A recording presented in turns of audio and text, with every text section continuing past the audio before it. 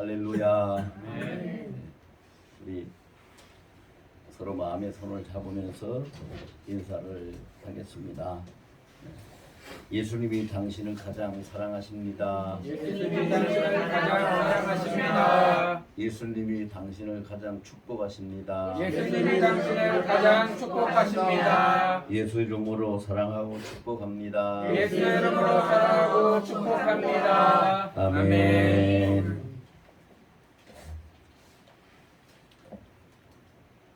성경 히브리서 13장 8절의 말씀에 보면은요, 예수 그리스도는 어제나 오늘이나 영원토록 동일하시니라는 말씀이 있습니다. 그럼 뭐가 동일하다는 건가? 자, 이렇게 우리가 생각을 해보면요, 성경에서 그 답을 찾아볼 수가 있는데요.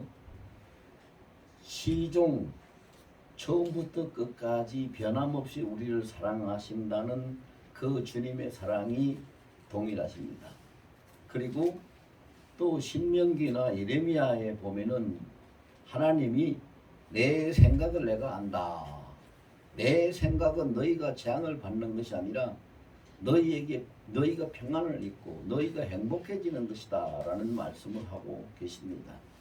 그래서 보면은요, 하나님은 항상 우리를 사랑하시기에 그 사랑하시는 것 때문에 그 사랑이 청량할 수가 없기 때문에 심지어는 요한 1서 4장 7절에는 하나님은 사랑이시라 하고 하나님의 대명사로 사랑을 말씀하고 기록하고 있습니다.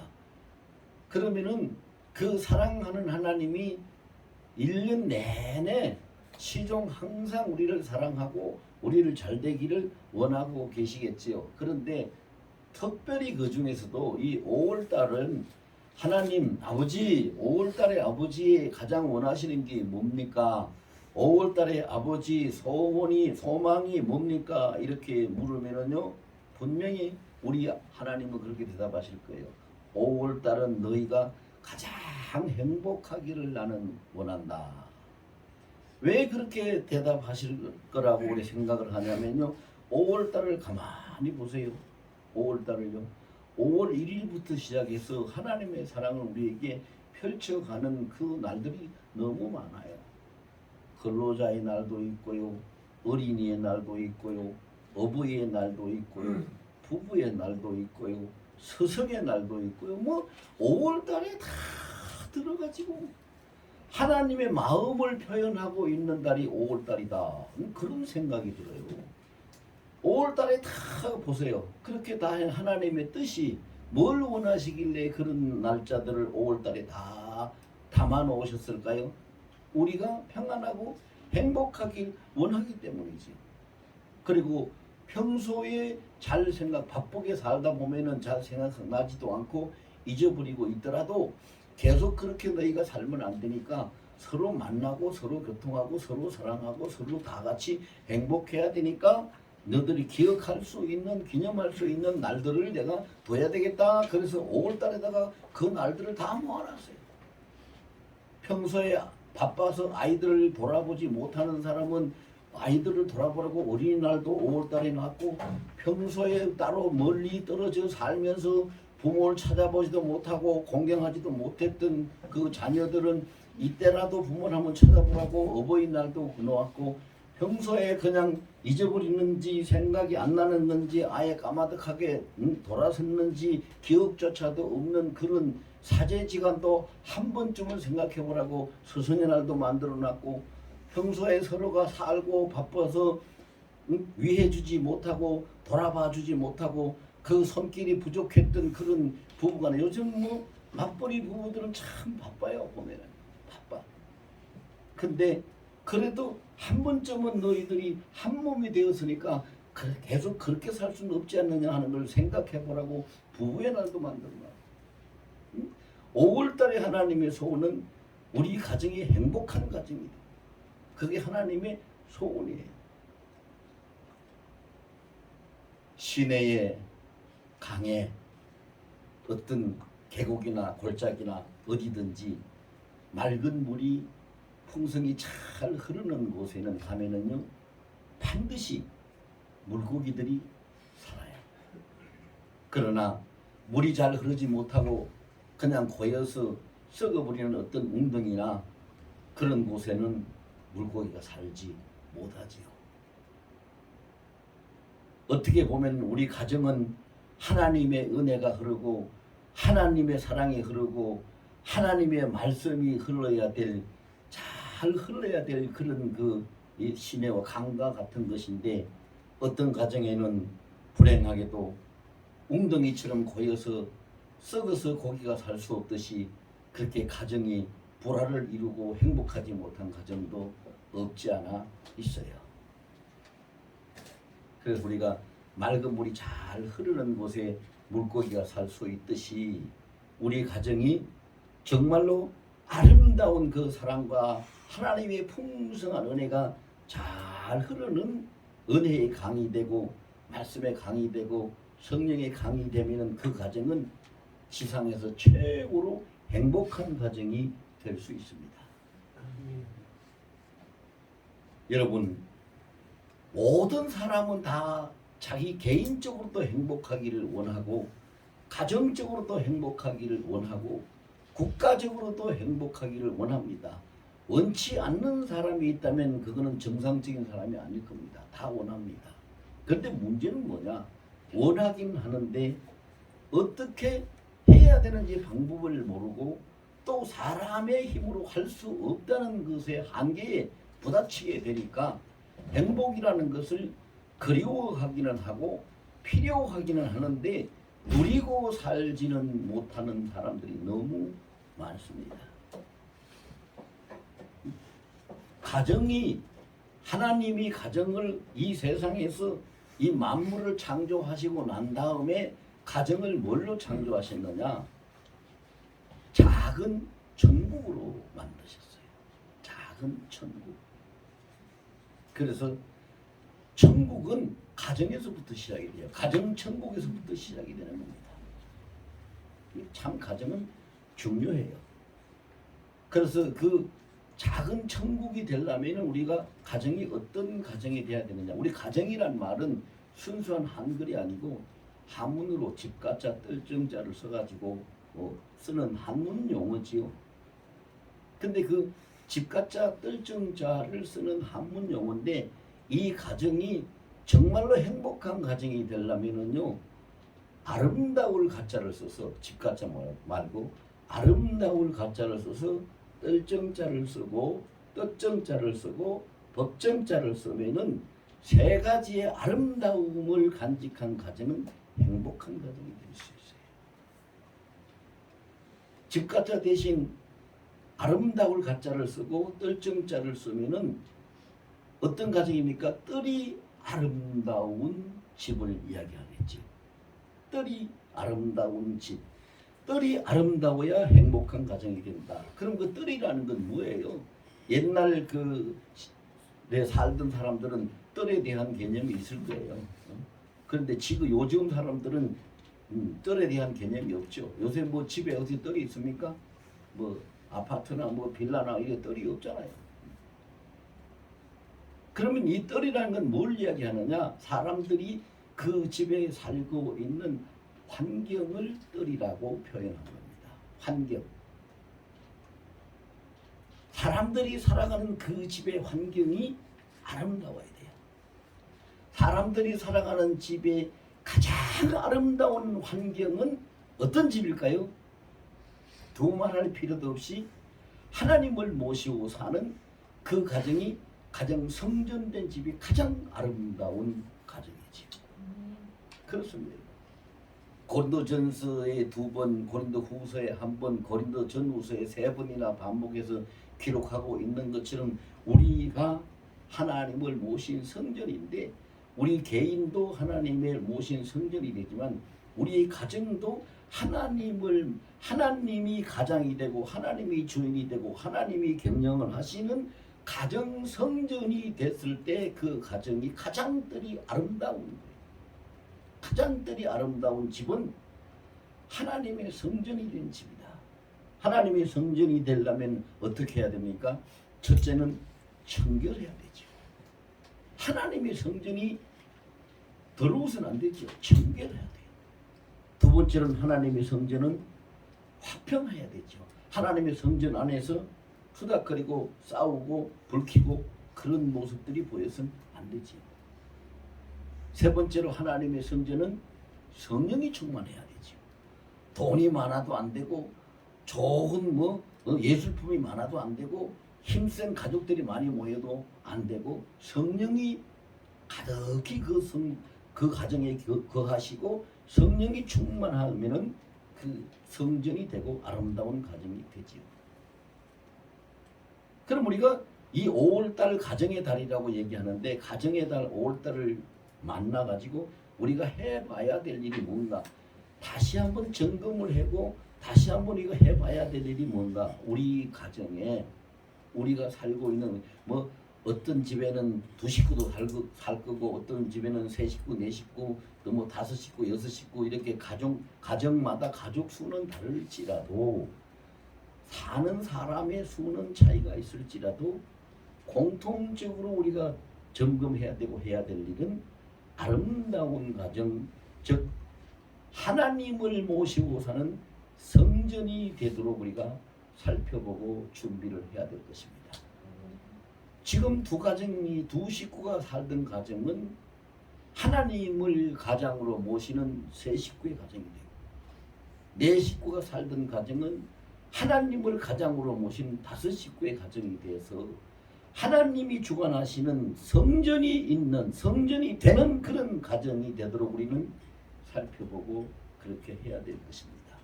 지금까지 우리는 그렇게 살지 못한 사람들이 많이 있습니다. 아주 많이 있습니다. 근데 이제는 정말로 세상에 얼마 남지 않았고 주님 오실 때가 임박했는데 이제는 우리가 뭘 어떻게 해서 다시 오시는 주님을 영접할 수가 있을까요? 내가 믿음이 좋아서요? 내가 항상 깨어서요? 내가 영적으로 영역이 있어서요? 그랬으면 참 좋겠지만 그게 쉽지 않습니다. 그러면 어떻게 해야 내가 다시 오시는 주님을 깨어서 잘 영접할 수 있을까?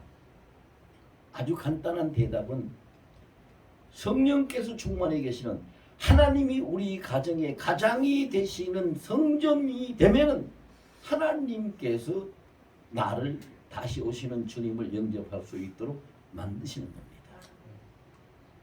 마태복음 16장 16절 17절을 보면은 그런 말씀이 있어요. 세상 사람들이 나를 누구라 하더냐고 묻는 그 예수님 질문에 대답을 하고 난 다음에 그러면 너희는 나를 누구라고 하느냐 이 질문을 하시니까 16절에 시몬 베드로가 대답하기를 주는 그리스도시요 살아계신 하나님의 아들이시니이다라고 대답을 했어요. 깜짝 놀랄 만한 대답이지요. 그런데 그 다음에 예수님이 뭐라고 하시냐면은 바요나 시몬아 네가 복이 있도다. 그것을 알게 한 것은 네 혈육이 아니라 네 안에 계신 하나님이시니라. 여러분 어떤 사람이요 그런 고백을 했어요. 나는 교회는 열심히 다닌다고 주일만 되면 교회 나가서 예배는 드리고 있는데 나는 믿음이 내가 생각해도 믿음이 없어요. 나는 집사는 교회에서 직분을 받긴 받았는데 나는 그냥 날라리 집사요. 날라리 집사. 믿음이 없어. 날라리 집사. 그렇게 하고 살았어요. 왜? 자기가 주님 앞에 내 뜻이 내놓을 만한 말씀드릴 만한 보여드릴 만한 어떤 것이 없다는 생각을 했기 때문이죠. 그런데 참 무서운 이야기인데요.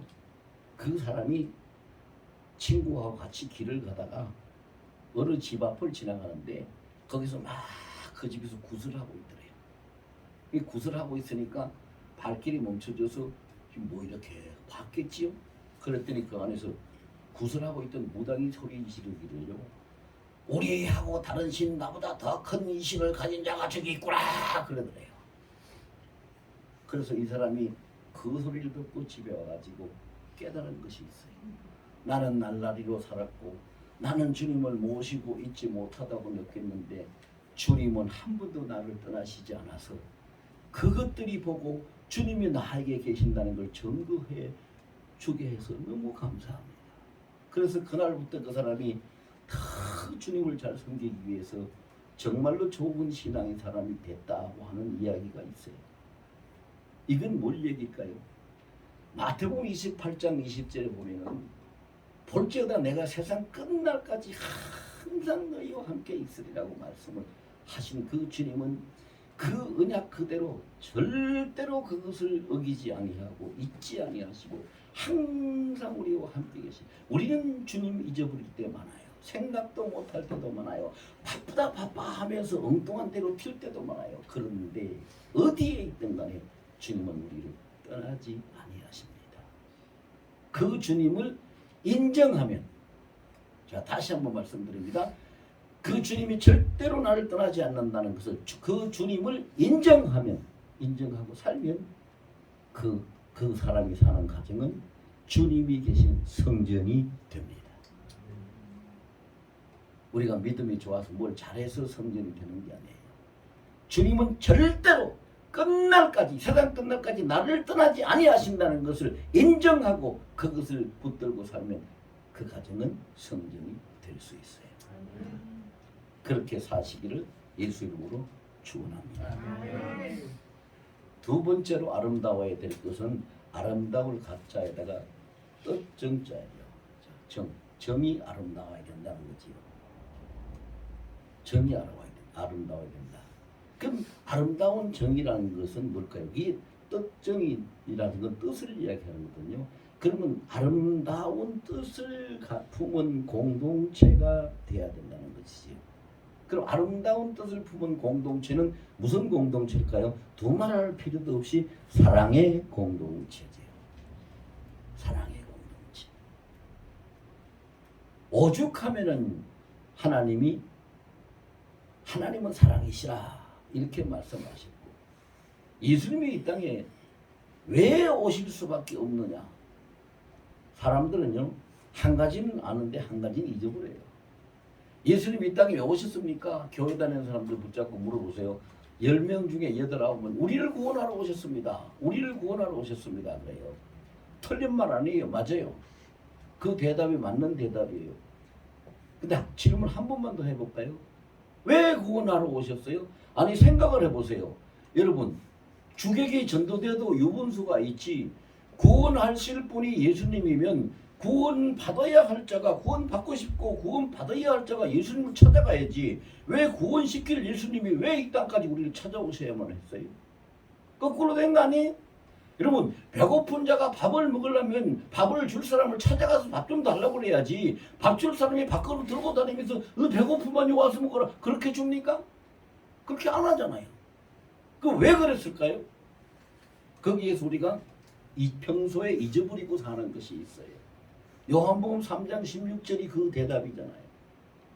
하나님이 세상을 이처럼 사랑하사 독생자를 주셨으니, 이처럼 말로 할 수 없을 만큼 사랑하시기 때문에 독생자를 줄 수밖에 없고, 사랑하시기 때문에 우리와 같은 사람의 몸을 입고 이 땅에 오실 수밖에 없고, 사랑하시기 때문에 우리와 함께하면서 고난을 받을 수밖에 없고, 사랑하기 때문에 우리의 모든 죄짐을 짊어지고 십자가에 죽을 수밖에 없고, 사랑하기 때문에 그것을 이루고 그냥 놔두면 안 되기 때문에 다시 데리러 온다고 재림하실 수밖에 없는 분이 주님이시잖아요.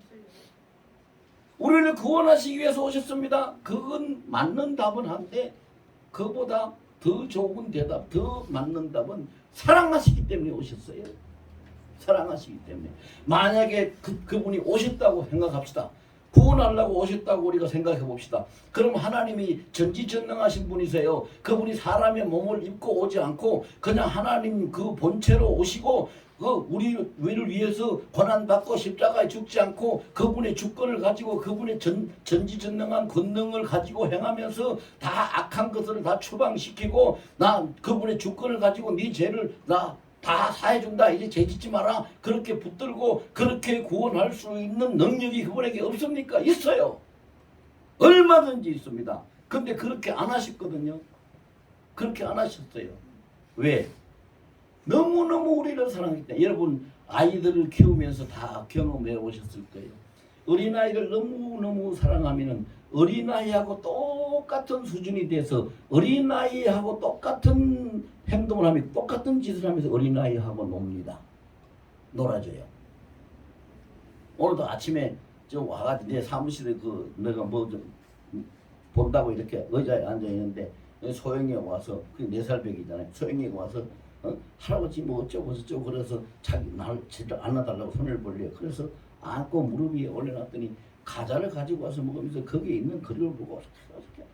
그럼 나는 또 그거 뭐라 그래? 그래. 똑같이 돼가지고 그 수준에 맞춰서 놀아주는 거예요. 왜 주님이 우리와 똑같은 몸을 입고 이 땅에 오셨나? 우리 눈높이, 우리 수준에 맞춰서 우리를 구원하시고 우리 수준에 맞춰서 우리와 함께 계셔야 되기 때문에 그랬는데 그것이 무엇 때문에? 사랑하기 때문에. 그분이 거룩하기 때문에 아니요. 능력이 있기 때문에 아니요. 자비하시기 때문에 아니요. 사랑하기 때문에. 요한복음 3장 16절에 분명히 말씀하셨어요. 이처럼 사랑하시기 때문에 독생자를 주신다. 사랑하시기 때문에. 그럼 우리는 어떻게 살아야 돼요? 여러분, 대한민국 땅에서 사는 사람은 대한민국 법대로 살아야 됩니까? 중국 법대로 살아야 됩니까? 대한민국 법대로 살아야 되죠?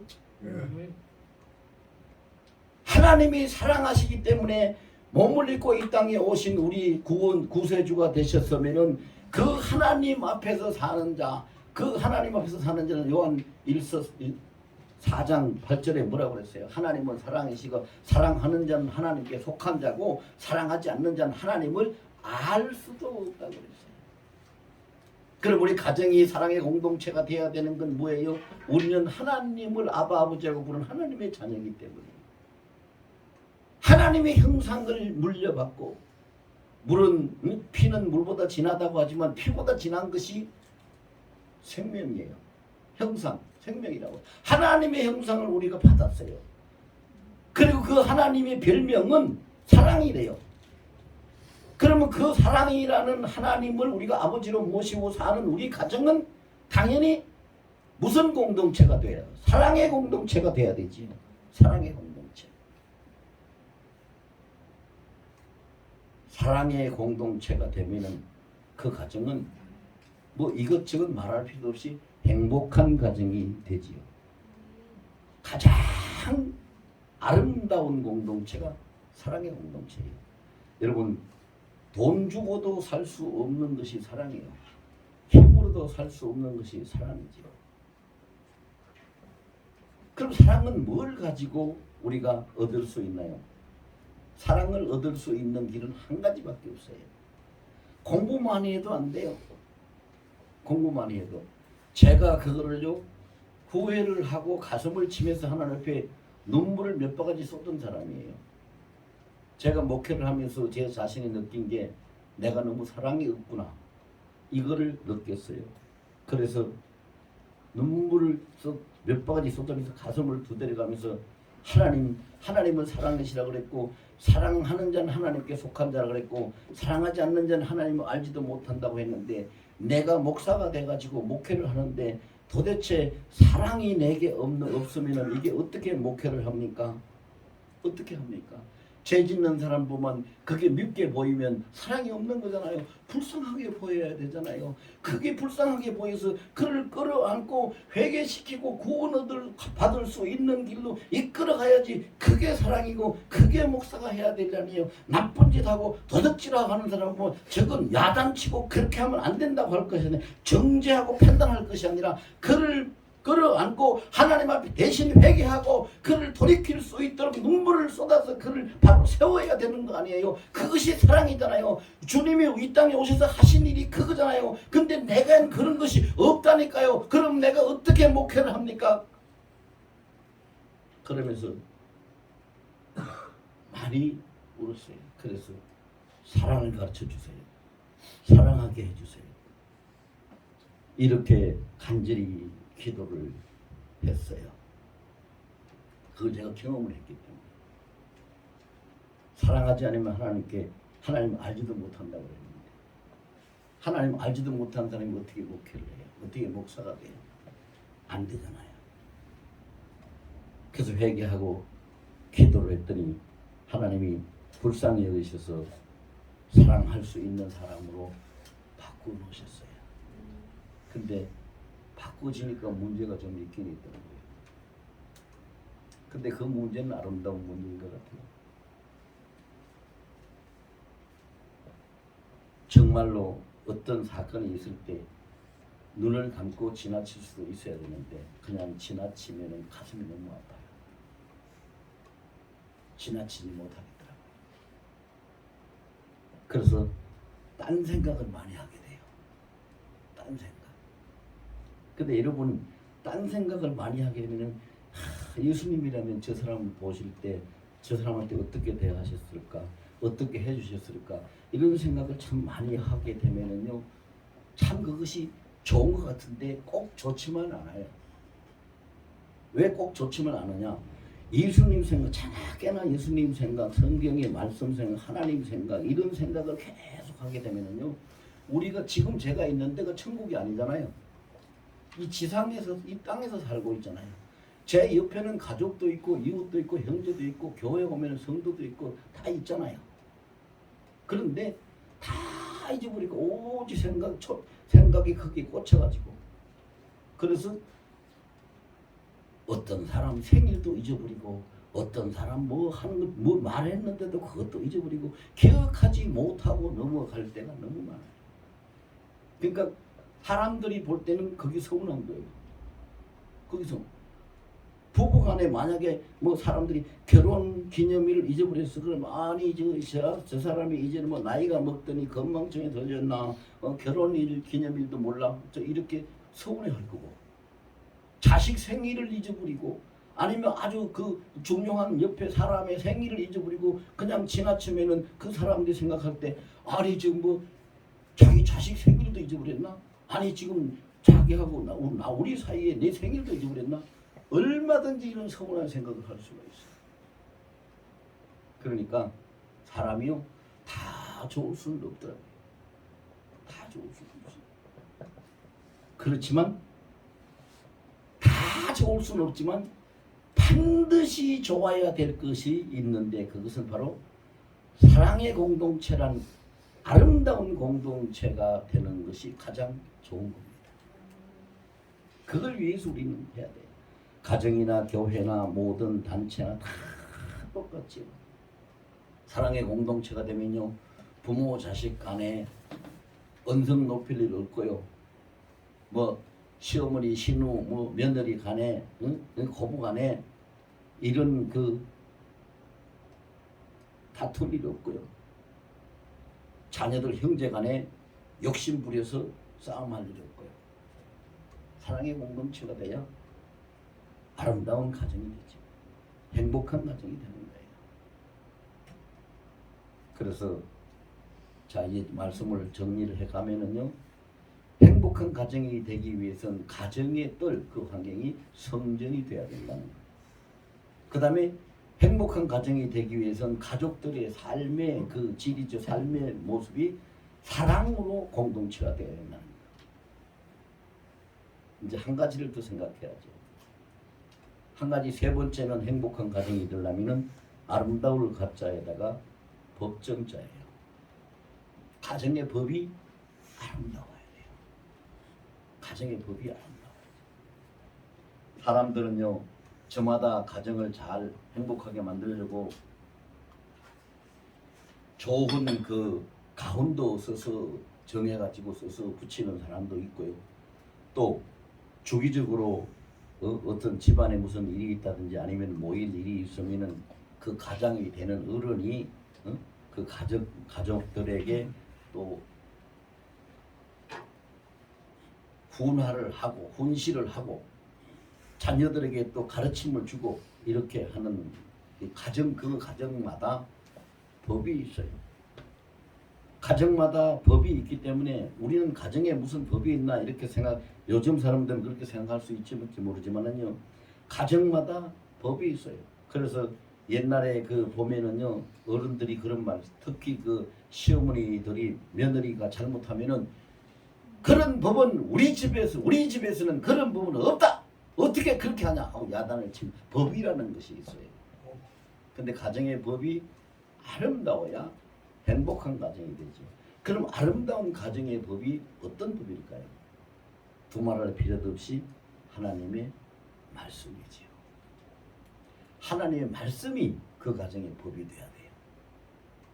말씀을 따르고 말씀을 상고하고 말씀을 가장 우선적으로 여기고는 그리고 말씀으로 법을 정해놔야죠. 가정의 법을 정하려면 하나님의 말씀으로 정해야 돼요. 그러면 그 말씀을 따라서 사는 가정의 아름다운 법이 세워지려면은 뭐가 있어야 돼요? 하나님의 말씀을 믿을 수 있는 믿음이 있어야 되죠. 가족들이 믿음이 있어야 돼요. 그래서 하나님은 여러분 오늘이라도 내일이라도 언제든지 물어보고 싶을 때 한번 물어보세요. 하나님 우리 집에 대해서 원하는 것이 뭘까요? 자, 우리 부모들한테요 자식들이 언제든지 와가지고 아버지 어머니가 우리들한테 원하는 게 뭡니까? 이렇게 물으면 뭐라고 할까요? 그래 난 너들이 용돈 많이 주는 거 원한다. 큰 선물 갖다 주는 거 원한다. 그렇게 말할 부모 없어요. 너희들이 행복하게 잘 사는 것을 원하지 뭘 원하겠냐. 부모는 그렇게 말하죠. 하나님도 마찬가지예요. 언제든지 우리가 물어보세요. 하나님 우리 가정에 대해서 원하시는 게 뭡니까? 예배 잘 드리고 가정 예배 잘 드리고 예수 잘 섬기는 거 그걸 원하십니까? 이렇게 물으면 하나님 뭐라고 하실까요? 그래 그렇게 하는 거 참 좋지만 그보다 너희가 가장 행복해지는 것이 난 원한다. 그 말씀하십니다. 행복하지 않는 사람이 어떻게 신앙생활을 잘할 수 있나요? 행복해지는 것. 그런데 왜 그러면 우리가 지금 세 가지를 이야기를 했습니다. 자 이제 말씀 정리합니다. 가정의 환경, 가정에 따른 성전이 돼야 되고 가족들의 질은 사랑의 공동체가 돼야 되고 그 다음에 그 가정의 법은 하나님의 말씀, 하나님의 말씀을 믿는 하나님의 말씀이 법이 되어야 된다고 그랬어요. 이렇게 해서 우리가 살아야 된다는 거 한 번만 들어도 누구든지 다 알아요.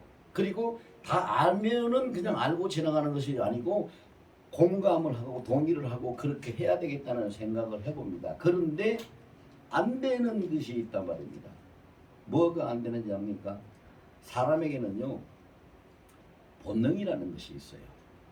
본능이라는 것이 있는데 자 사람에게 가장 중요하게 문제가 되는 세 가지를 들어보면은요 첫째는 본능의 갈증이 있어요. 본능의 갈증.